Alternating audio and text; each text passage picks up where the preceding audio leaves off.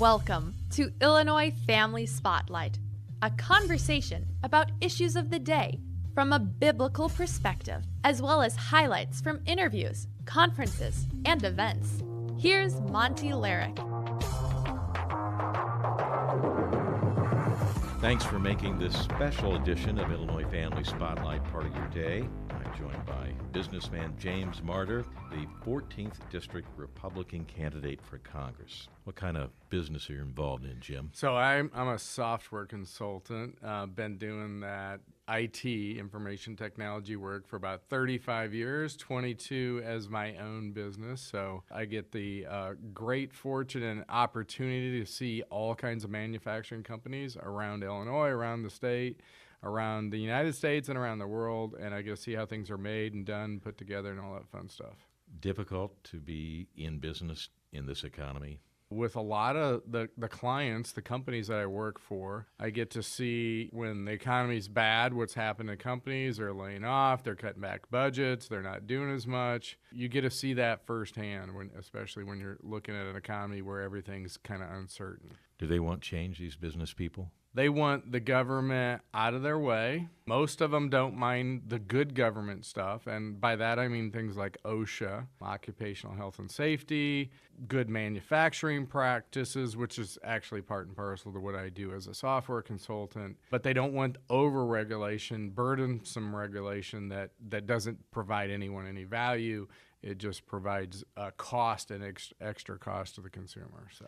You've been a candidate for Congress before. You've had to take a couple months off your job to run for Congress again. Why do that? I found out that the party that I believe in, the Republican Party, whose primary concern is life, liberty, and the pursuit of happiness, isn't all that, let's say, all that under the covers, right? And you find there's good and bad people in all the politics. And when I found out that there were people inside the party that I liked and I believe in, the values, faith, family, and freedom that we support, that you find there's a lot of people that aren't really in it for that. They're just in it for themselves. It's hard to say, I'm going to walk away and just let them do that. I have an opportunity to change things. I'm going to take that opportunity when it arises, and that's pretty much what happened. My kids were grown up, so the opportunity presented itself. I was involved in my church education commission. I was involved in Scouts, 15 years as Scout leader. So it's interesting how parties have, let's say, changed, if you will. Evolved. Right. Yeah, well, the Democrat Party definitely evolved. Yeah,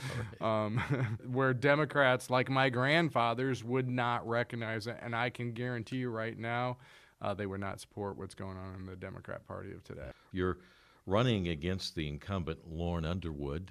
You think you can beat her? I think so. When we looked at this run, so it's not my first rodeo, as you mentioned, and I've also served as the Republican Party chair for 3 cycles, worked on a lot of elections, got a lot of other people elected.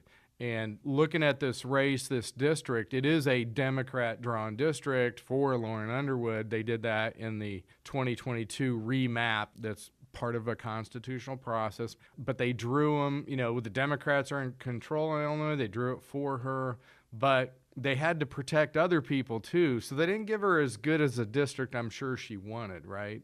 Before the remap, Jim Oberweis came within 1.5%. I think he actually won that year. I think they, let's say, might have manufactured some votes. Really? Possibly. No direct proof, but I actually saw a report that his team put together, and there were a lot of really questionable things there. 2022 off year, non-presidential, not good for the Republicans in Illinois by any means. No red wave here. No red wave. I mean, we did win Congress that year nationwide, but in Illinois, a disaster for the Republicans, primarily because Republican voters didn't turn out. So, but Lauren Underwood only wins by 54% of the vote, which is, if you can do math well, that's a 4% flip. If you can flip 4% of the votes, that's a win. I think with the issues that we have, inflation out of control, invasion at the southern border, the border's not secure, craziness going on all over the country with that, anti-Semitism on the rise around the country, craziness going on college campuses. People are tired of it. I mean, they're afraid. and they're tired of it, and they don't want their taxpayer dollars going to fund all this. And I think those issues make this a very winnable district, with kind of the underlying that it's a decent, close district anyway. It's not overwhelmingly Democrat. But do you think the voters in the district have really been educated enough where they know about these issues? Because if they're watching mainstream media, they're not hearing the whole story. Right. Absolutely, they're not hearing the whole story. But I can tell you this, and these are more anecdotal stories. So I was talking with a couple young guys that were union guys at the Sandwich Fair this year. And they came into the booth, and they were all excited to talk to us. Like, hey, there's people here. Oh, there's a guy running for Congress here. I live in his district. He says, I always voted Democrat. Up until now, I'm voting for Trump, and I'm voting for you. You guys got to vote with us. You got to work with us. And I'm like, we have issues we actually agree with you on, right?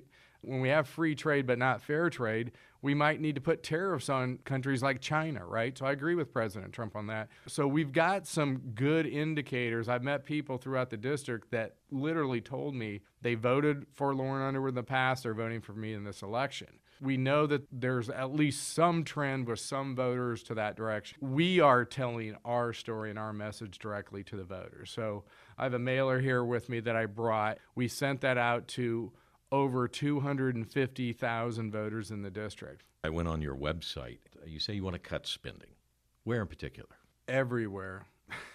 Everywhere. Including our military. Exactly. Look, by the way, in my career as a software consultant, I've actually worked for 2 different defense contractors. So, I kind of see how we're spending our money, and I understand the process, how they're spending it. But there's so much spending even in our military that is wasteful spending. We know that. But look, there's waste, fraud, and abuse in everything in the government.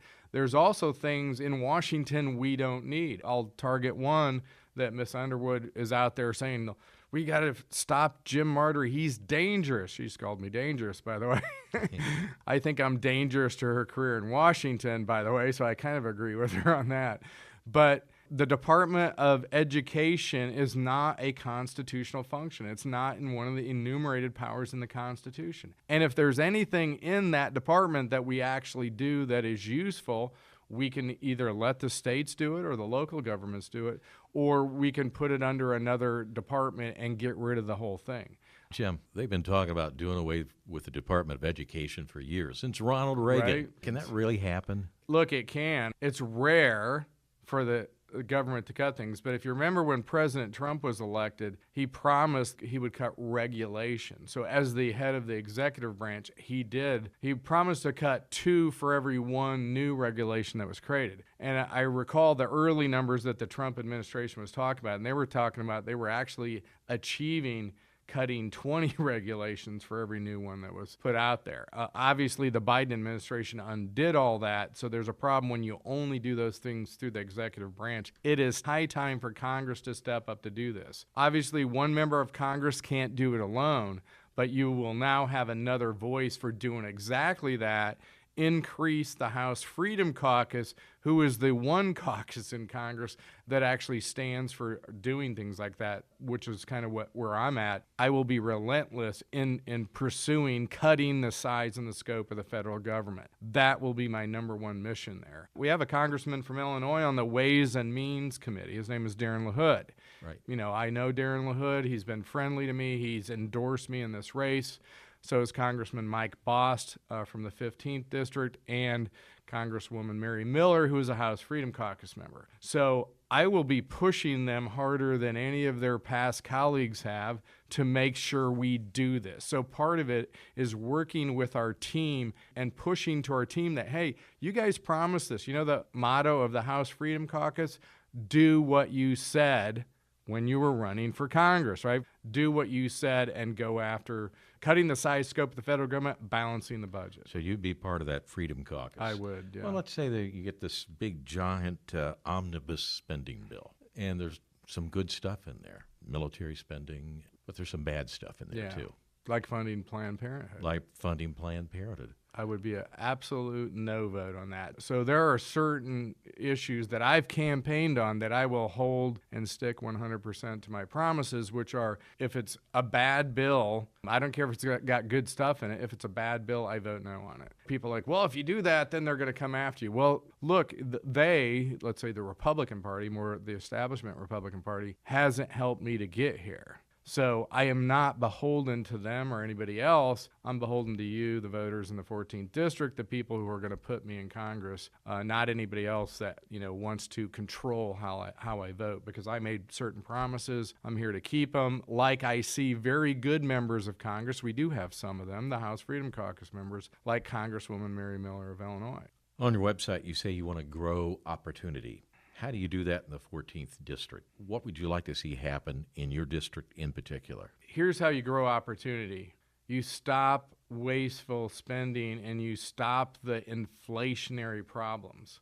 You also put American energy first back on the docket, right? So the Green New Deal folks, the climate globalist folks, Lauren Underwood, by the way, one of them, voted for all of this nonsense. The $2 trillion, remember the Inflation Reduction Act? So I studied economics at Purdue University, and my professor would have flunked me if I would have told him that $2 trillion spent by me as a vote in Congress was going to reduce inflation, right?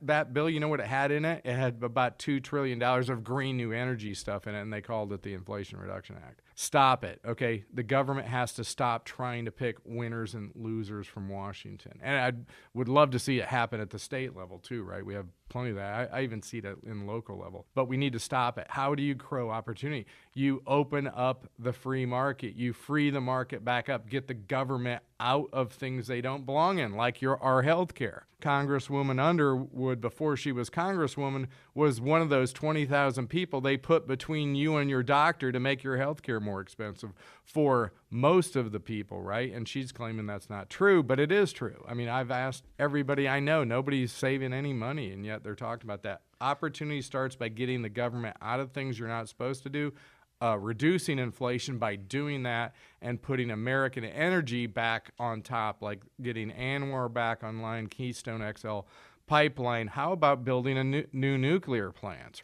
We haven't allowed one to be built since the 1970s. It's kind of crazy, right? All of this matters. They're shuttering coal plants in Illinois. Right. I have one right by my dad's house. It's dark. It's like it used to produce the most energy of all the Illinois plants, and they shut it down. Well, is your air cleaner because that's shut down? Well, it's like, first of all, Republicans are not for dirty air, dirty water. We're for cleaner. I work for a lot of companies, and I can tell you this, the scientists, the employees, I was one of them, work for companies that have done way more to improve the environment in terms of clean air, clean water, recycling, taking care of things than any government program ever did. Well, what do you say to those folks who would say, wait a second, you want to cut regulations for these big oil companies and give them a free hand to do whatever they want to do and to make enormous profits? I would say to them, every one of those companies, because I've worked at petrochemical companies, I've worked at all kinds of manufacturing companies, and you know what? They employ real people. This is where freedom begins. It's like the free market is the engine, and look at what happened when we freed our people up to do this. We became basically the industrial leader in the world, and now we're kind of wavering from that because what did we do? We started over-regulating things. And again, we're not against regulation that makes sense for things like we can't have everyone dumping into water supplies. We've learned that. We know it. We've solved that problem. You can't do it, right? Same with air. We've got to have the best technology to keep the air clean. But we want smart government, and we don't want government dictating and telling us, oh, you can only buy a certain kind of light bulb. Remember that one? And Troy, they want Michigan, to tell us right? What kind of cars we want to drive. And they want to tell you what kind of cars you want to drive. So on the one hand, they say you got to drive an electric car. On the other hand, they're mining very dangerous minerals out of the earth to produce batteries. And what do you do with that? I mean, is that really clean energy? Is there a better way to do it? If you love your electric car, that's great. I just don't want to pay for it for you. Go ahead and buy one, right? And buy it at the free market price without the government taking money from us and making it a very heavily subsidized market. Even the automakers don't want to make these cars. They're looking for ways to how the heck do they get out of this but still meet the government regulation. So this is the kind of regulation we're talking about needs to go away, where the government's trying to tell you and dictate exactly how to do things. Speaking with Jim Marter, he is the Republican candidate for Congress in the 14th District. He would like to oust Lauren Underwood, the incumbent Democrat, woke Democrat. Jim has the full endorsement of Illinois Family Action.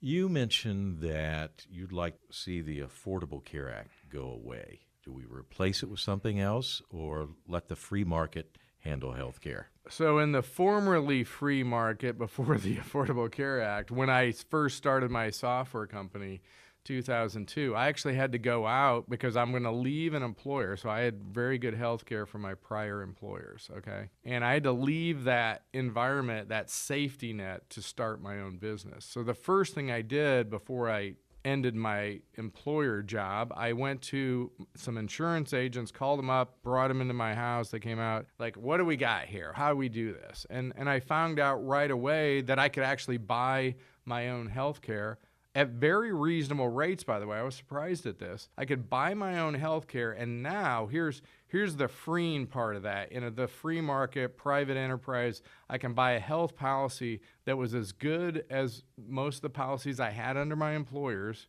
and guess what? Nobody could take it away from me. It was a very, let's say, freeing moment for me when I realized once I had that policy, I'm not tied to an employer or a specific job, and I do contract work. So I can work for anybody that I want to, and I don't have to worry about them getting rid of me and losing my health care because guess what? I had my own policy. And guess what happened? When they passed that law, my health care immediately went up, and they didn't remember that it took them 2 years to implement. The very first year after they passed law, my health insurance jumped up by 10 to 20%. And every year after that, 10 to 20%. To start compounding that, we ended up paying more than 300%. Our kids aged out, so there was only 2 of us. Both of our health care plans were twice the cost. My wife and I were twice the cost of our home mortgage, and it was unaffordable. Finally, I had to break down and go to the Affordable Care Plan, and guess what? You know how they made it affordable? They took my deductible from $1,000 to $9,000. Oh, my.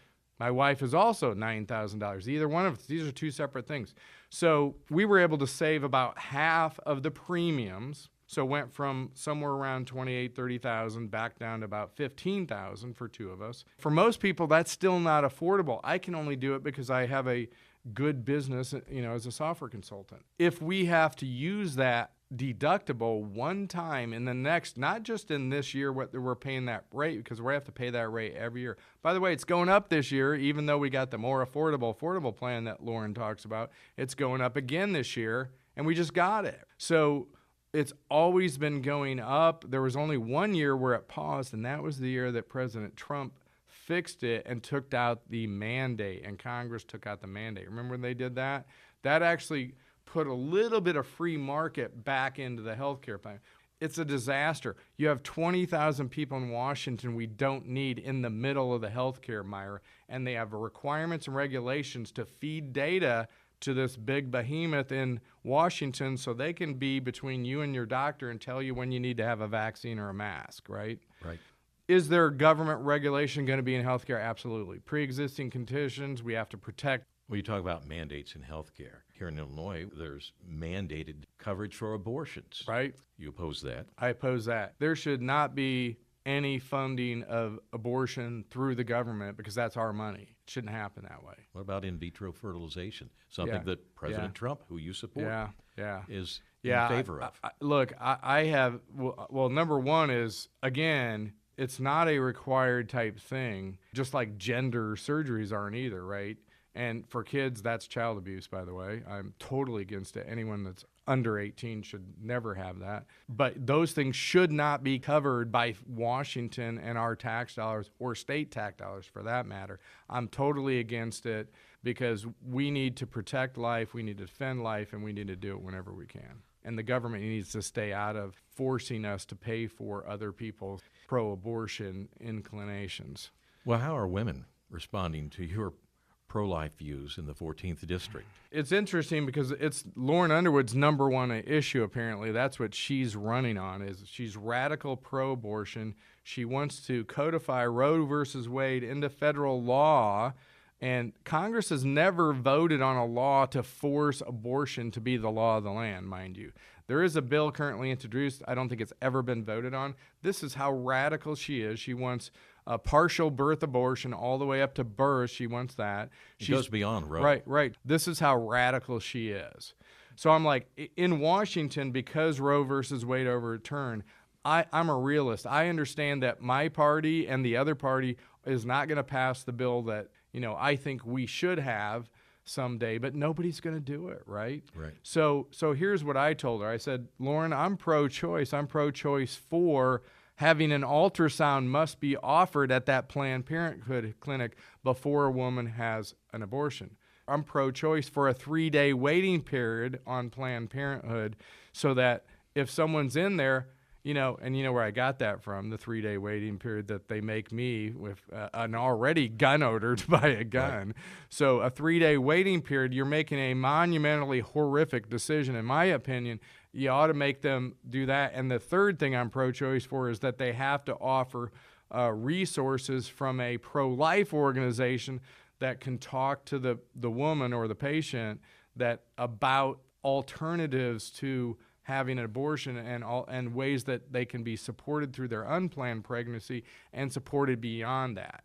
They've already done the reverse type laws where pro-life groups are forced to recommend abortions, clinics and those kind of things in California and stuff. So here I am flipping the script. I'm pro-choice for those 3 issues. Lauren, let's get those. Can you agree on that? She went silent on that stuff. She's not talking about it. She's not going to do that. She's not really pro-choice. She's rabidly pro-abortion. I want to stand with my faith, with God. When you understand God's will on this, you understand you can't be pro-abortion. It just can't happen. So I would like to be out here as the person who can actually talk to younger people, especially, about this issue and hopefully change the hearts and minds out there as their next congressman. Well, let's say you're elected to Congress. Would you support any kind of legislation that would help women make a decision for life? Yes. For instance, tax credits for having a baby. Yeah. Whenever there's a way to make things more pro-life, I'm going to be supporting it. Okay? So that just be crystal clear. If there's a way to make something more pro-life, I'm going to be for that. But like what I just said, 3 things, and I use their language, I'm pro-choice for these 3 things: ultrasound, 3-day waiting period, pro-life counseling. If you're going in for an abortion, it's a monumental life-altering decision, life-ending decision. You ought to take some time to think about it and hear from both sides. That would probably have a great impact on the number of abortions if we had simple, let's say, common sense pro-choice laws. Using their terms on those 3 issues, we could start to change the narrative. And look, they're not pro-choice because Lauren Underwood's not for those 3 things I just mentioned, right? No. They're not. James Marter is a candidate for the 14th District congressional seat, opposed by incumbent Lauren Underwood, who's very pro-abortion and pro-illegal migration. Yes, she is. Yeah. President Trump says if he's reelected, he's going to have mass deportations. Is that really feasible? Is that something you want to see? Yes. Okay. So let me comment here. So 6 words: stop the invasion, secure the border. And that necessarily means a lot of things. But the first thing is we have to send a message to the rest of the world, to the NGOs, non-governmental organizations, that are being funded with our taxpayer dollars and in some cases our charitable contributions with charities that are actually helping to fund this disaster. It's a humanitarian disaster. There are those who think that President Biden and Vice President Harris should be held legally responsible for their actions on the border. What do you think? I think that what's going on and has been going on is treasonous, right? Okay. I think it's treasonous. The issue to me is, new administration gets in, President Trump's in there, I'm in Congress. Mass deportation, look, they got here, right? They got here funded with our dollars. You don't think we can turn around and last in, first out? We have to have a priority here. What's your priority going to be?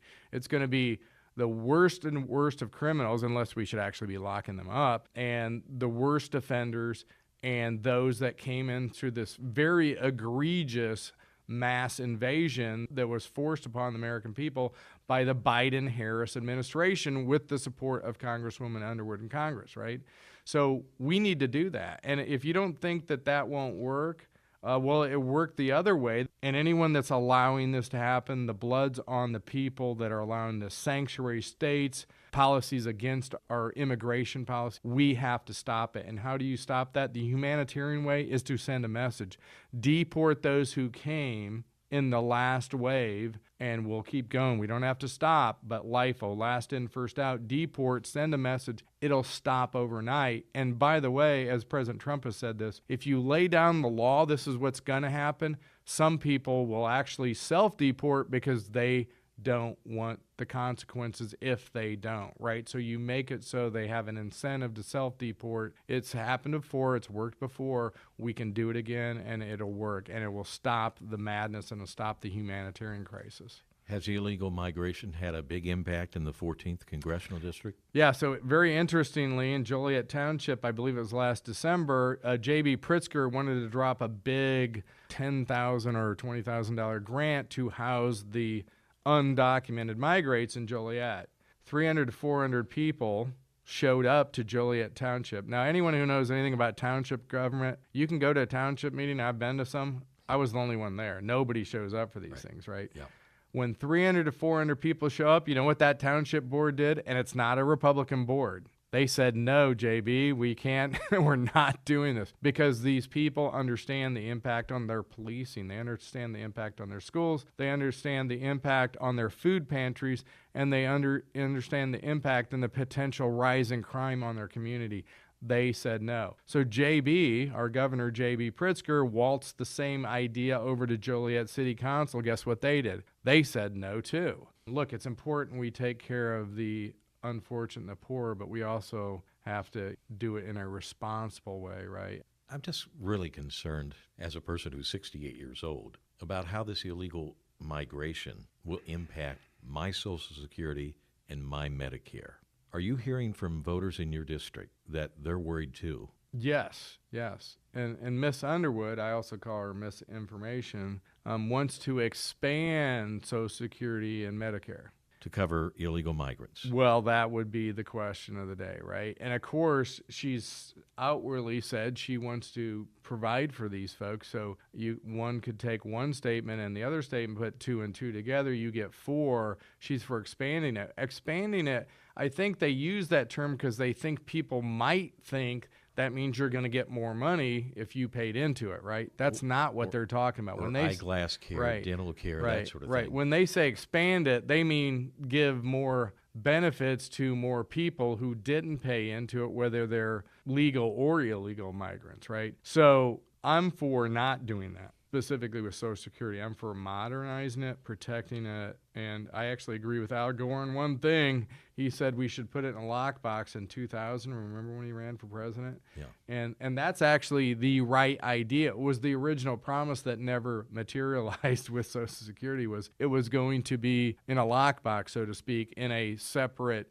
fund where that was, where you could actually invest it, get a return on investment, those kind of things. Jim, on your website, you mentioned that we have to stop medical tyranny. And of course, we saw that during COVID. Yes, we did. In 1986, Congress passed a law protecting vaccine manufacturers from civil, personal injury, and wrongful death lawsuits resulting from vaccine injuries. The law is the National Childhood Vaccine Injury Act, the Vaccine Act. Should that law be repealed? Yes. Make pharma liable again. Really? Right. Make pharma liable again. Now, I've actually talked about this in terms of what we can do to keep medical costs in check, and one of them is tort reform. That was tort reform run amok, right?